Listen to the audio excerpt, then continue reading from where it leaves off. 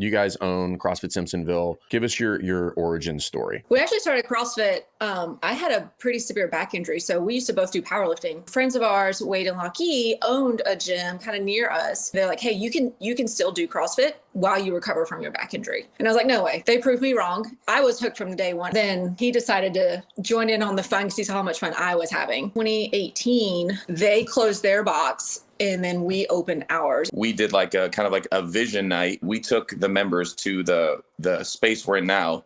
And at that time, it wasn't cleaned out. It was an old textile warehouse of 12,000 square feet that was full of rat poop. We're sitting there telling these people, hey, this is going to be your next CrossFit box, and here's what we're going to do, and here's how it's going to go. And I think that day we signed up 32 members. I think that's a fantastic story. I've learned this like so many times as an affiliate owner, and then working with affiliate owners is like people, they're like, we're good at closing sales. Everybody's good at closing sales in CrossFit if somebody walks in the door. Hence CrossFit Simpsonville signed up 32 people who were standing in rat poop. You know, it's like funny you say 32. My goal for when we work with boxes that are owning is 35. I want 35 people before the doors open. That won't always cover costs, but it's just like, okay, it gives them a real nice boost of confidence. They're like, oh, I can do that. We met with probably 5 or 6 affiliate owners before we opened our box whose boxes actually closed down, and learned as much as we could from them. What would be the common themes that would make this not work? One part of it was financials, right? A lot of these affiliate owners, they didn't track financials and everyone got a deal. And the other was like, they never treated it like a business, man. The affiliate itself looked very run down. They kind of just stayed in their bubble. They never tried to go out. We do a ton of work with other affiliates here too in town. Treat it like a business. What's that mean to you guys? What comes off my mind first is stewardship. COVID's a great example, right? So when COVID happened, we knew that we could take a 25% hit and still be okay. So right there, I knew we were stewarding our finances well. And then for us, it's like when someone walks in, I want them to think this place looks great, it's welcoming, and it's modern. That first impression when they walk in is key for us. So when we started, right, we called our 32 members founders, and we really leaned on them. We said, hey, we want you to be a part of building this out. They had this sweat equity built into them from day one. And most of those people are still with us today, 5 years later. Tell me about the affiliate. So the building itself is 12,000 square feet. So we have about 7,500? I think we're at 8,000 almost. 10 coaches, 6 classes a day, Okay. Monday through Wednesday, and then a couple classes on Thursday. And then on Friday, we offer 5 classes. And then Saturday, we open up at 8. We do like an open gym and then a 9 a.m. class, close on Sundays to give ourselves a day off. You have 4 full-time. Does that include both of you, I'm assuming? Pretty much. So Annie's full-time. Okay. We have another staff member who's assistant manager we brought on almost a year ago. And then myself and Bill, he's an owner as well. One of the things you guys wanted to discuss was this balancing act of in versus on. We have the opportunity to buy the building next year. We know that we are struggling to see ahead and plan for the future because we're so caught up in the right now. I will give you the advice that was given to me. I don't care what it costs you, buy the building. And I do recommend that to most people. As painful as it might be, long-term, there are seldom scenarios that would present themselves where that would not be in your best interest. If we were to go out 3 years, what is that vision? What does it look like? We have the building and a new roof on it. What's your week look like? It varies. If a coach calls in or not, or someone gets sick, if we have a foundations or not. Tours. Yeah. I try to space out my day to where I might spend 1 to 2 hours with essentially admin social media stuff. So my assistant manager and I, we plan out social media, build out graphics, shooting videos for it. Some weeks it's taking members to coffee. Kind of varies, never really the same, except for the 6 to 7 classes that I'll coach a week. That's probably where I would start. It's actually not that tough. It just seems overwhelming to do. Create structure in the week and protect it. I would get anybody who is a player in that whole thing into a room and do a group problem solving exercise. Block scheduling. A block schedule could I have Monday, you have Tuesday. It allows you to work in bursts, many different variations of it. Let's just use the 3 of us. So, let's say I'm going to take we'll just start on Monday. I'm going to take morning block on Monday, and you can define what morning block is. First class till 1 p.m. And we would just cycle through those blocks. The misconception is that when you're off, you're off. You're not necessarily off. You're kind of in the batter's box. What's really liberating about that is you've never had that much time uninterrupted in your life. This is the hidden secret about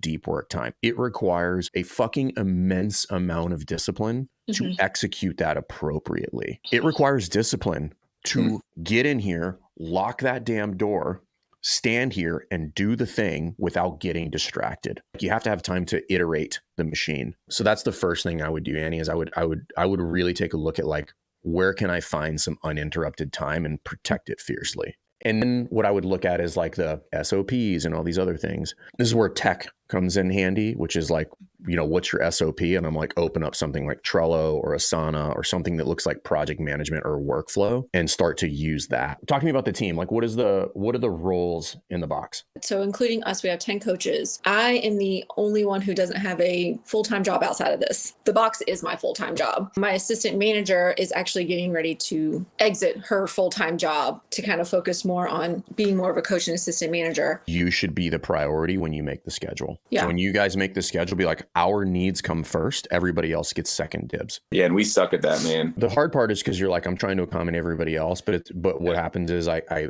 can't see the forest through the trees, and I don't. What I overlook is the fact that like, if there's one variable that's going to move the business, it's me. So that means I need to be able to navigate that day productively. There's 2 hard shifts for every affiliate owner. The first one is going from the wearer of all hats into like a GM role. It's actually not as challenging as the following shift. As the GM, you can still put your hands on everything. The next level of challenge is exponentially more difficult. When I move from like the GM to, I don't want to say displaced owner, but like where you are not required to do anything. That one will stress your leadership, people management skills, your ability to think and do work more than you could possibly imagine. The challenge there is to not put your hands on everything. Because if you're like, oh, well, the point for me is not for me to not be here, but for me not to be required and for it to get done just as well, if not better, without me having to touch it. Definitely makes me sweat thinking about that. Like, what time domains do you think in the gym, Annie? Forward wise, I can think through this year. That's about as far as it goes at this point. When you are operating in the box every day, are you operating off of that plan? Knowing like what we're going to be doing 3 months from now, and then what we're going to be doing 6 months from now. Think quarterly goals, revenue goals, membership goals, event goals, staff development goals, because it's a little bit less stressful. You're like, oh, I have 90 days to get that done. Here's the year's goals. What would that look like in quarterly increments? And then how would I structure my day that move towards those targets? I'm going to rename meetings. They're no longer meetings, everybody. They're called mind melds. We're going to meld our minds together. This is part of like EOS, which is Entrepreneurial Operating System. Forget the timestamps. This would be the general flow of a meeting. Quick introductions. Scorecard shouldn't have too many things on it. Should have like a couple of key metrics and then you move on. Customer, employee, like those are like wins. The to-do list is basically like everybody's report on like where you're at. Identify, discuss, solve. I call them broken windows. Be like, what are the problems inside the business that we need to address and create solutions for? And then everybody leaves there with a task. If you were to try to keep yourself beholden to this, like the meetings would become more productive.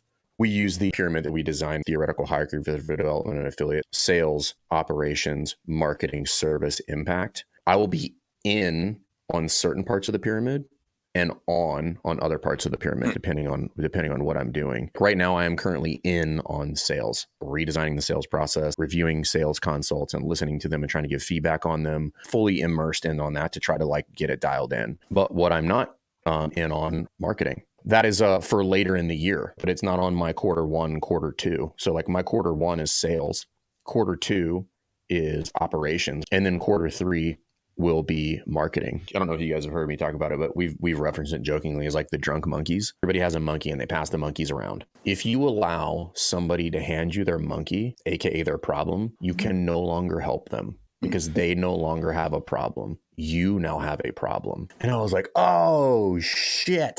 That's a whole different way to think about that, right? It was always just about like pushing it back so I don't have a problem, but I never thought about it in the sense of like, oh, well, I actually can't help you become a better leader or become better at this job if I just take it from you because you actually don't have a problem anymore. Like I'm doing it now. So can we talk about like delegation competency? This is my struggle. Like I know someone's not going to do it like I do it. And I struggle with like, hey, I'm giving you these tasks, but you can't do these tasks. I struggle to give them more so we can get more free time to focus ahead. I'll tell you who's exceptional at this skill specifically, Marcus Guerzi. The reason he is exceptional at this is because he's so in love with systems and processes. Here's what the outcome should be. Here's what being good at it looks like. Here's what being bad at it looks like. And here's everything that you would need to execute that task. Here's when it's due. Here's who you report to. Here's all of those things. And when we fail to do that, I would argue that the only likely outcome is failure for that person, because we didn't actually tell them what was supposed to happen. You want to say it differently? It's, I'm going to do it for you. I'm going to do it with you. And then now you're going to do it. So if something doesn't get done, this is how it affects everyone else. And so we launched a podcast several months ago, and just hearing you guys talk, we're like, we need to have a better plan of execution. So everyone who's involved in that podcast, uploading, editing it, there's a timeline rather than waiting for my editing guy to get it back to me at midnight the night before. So actually have a process where everyone understands how it affects. That's huge. We haven't launched this podcast yet, but Jen Brocksterman, she's just a rad person. She has a thing where she's just like, if it happens once, it's an anomaly. If it happens twice, it's a systems issue. So I have to go in and have to fix whatever is happening there. Either somebody's not following the process, or we didn't factor something in, or just a bad process altogether. People don't like checklists, and here's why. A lot of people aren't comfortable with accountability. And that's because most of the time people have a negative connotation with accountability. Meaning accountability means you're going to be punished, rather than accountability is all based around making you better at your job. I think you guys have like probably 3 big ticket items, which is Annie, yours are, get that block of time, see if you can attach those quarterly goals to that block of time. And then Gordon, yours is, if I'm going to hand something off, have I done my due diligence to allow them to crawl, walk, run? And am I there for that step of the process so that I can front load my time and energy with them to take my hands away from them a little bit later down the road? Fern, can I tell one story about you before we close out? Oh, shit. It's going to make me look bad. You look great. You don't remember this at all, right? But I remember in year 2 of our business, I had just found out about Affiliate U. You guys had put something on Instagram about like, if you're interested, and I clicked like a button, and you guys had emailed me. And I remember, I'm going to kick myself for even saying this. I remember at the time, I didn't think that we had the money to pay for it, when the reality was we had the money to pay for it. I was just too blindsided to see the value that came from it. What I'm just very appreciative of is how many affiliates you've worked with. And then 2, if there's any affiliate owners watching this in that moment in their business where it's like, oh, well, money's tight. I think one of the best things you can do is have individuals like you and just like little man Ackerman, who are just able to help invest in us. Because the reality is, man, you guys know this, being an affiliate owner can be very lonely at times if you don't have people there to invest. And so just thankful for you guys and everything you do for the community. Our core values, like our number 1 core value inside of Best Hour, is affiliates first. If it does not directly impact or is going to be beneficial to the affiliates, we don't touch it. Thank you for that. I genuinely appreciate that. It feels good to hear that, because that's the goal. Keep doing what you guys are doing. I think you guys are crushing it. You guys are a shining example of what affiliate owners are about. I appreciate you guys coming on the show. And if you guys find yourself in Simpsonville, South Carolina, you should go check out CrossFit Simpsonville.